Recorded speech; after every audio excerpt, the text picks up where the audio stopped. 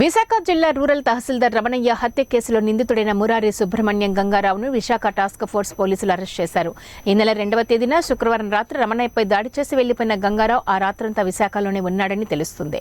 రాడుతో కొట్టిన తర్వాత 3వ తేదీ శనివారం ఉదయం రమణయ్య చనిపోయినట్లు వార్తలు రావడంతో వెంటనే బయలుదేరిన విమానంలో బెంగళూరు వెళ్లిపోయాడు. ఈలోగా సెల్ టవర్ ఆధారంగా పోలీసులు గంగారావు ఆచూకీని తెలుసుకున్నారు.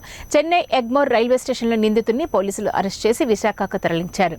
ఈ కేసు విషయంపై విశాఖ నగర police commissioner doctor Ravishankar INR media సమావేశం నిర్వహించి నిందితుడి ప్రాథమిక సమాచారం వివరించారు.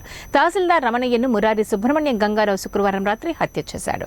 హత్య అనంతరం శనివారం విశాఖ నుంచి విమానంలో బెంగళూరు చెక్కేసిన నిందితుడు అక్కడి నుంచి బస్సుల రోడ్డు మార్గం ద్వారా చెన్నై చెంగల్పట్టుకు చేరుకున్నాడు. తర్వాత లోకల్ ట్రైన్లో చెన్నై సెంట్రల్ రైల్వే స్టేషన్కు వెళ్తుండగా టాస్క్ ఫోర్స్ పోలీసులు ఎగ్మోర్ రైల్వే స్టేషన్లో అదుపులోకి తీసుకుని విశాఖకు తీసుకుని వచ్చారు.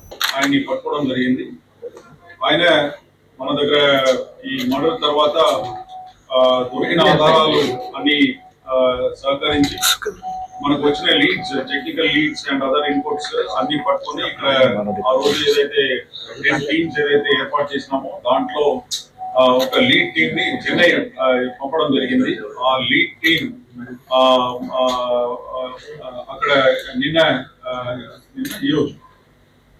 ఈరోజు పొద్దున చెన్నైలో పట్టుకోవడం జరిగింది. ఆయన్ని ట్రాన్సిట్ లో అక్కడ నుంచి విశాఖపట్నం తీసుకురావడం జరిగింది.